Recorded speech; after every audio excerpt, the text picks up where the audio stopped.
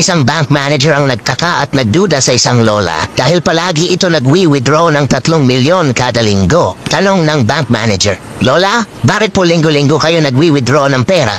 Ano ho bang trabaho nyo?" Sumagot yung lola, "Wala ho. Napalanunan ko lang ito sa pustahan." Di naniniwala ang bank manager. "Ano ho bang pustahan yan?" "Parang di naman po kapani-paniwala." Sumagot ulit yung lola.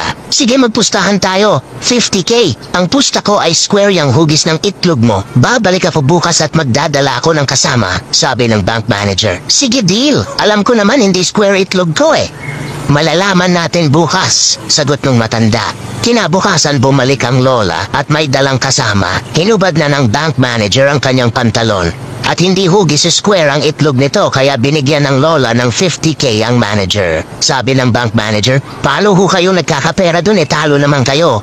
Bumulong yung lola. "May pustahan din kami nitong kasama ko. Sa halagang 500K, ipapakita mo ang itlog mo sa amin."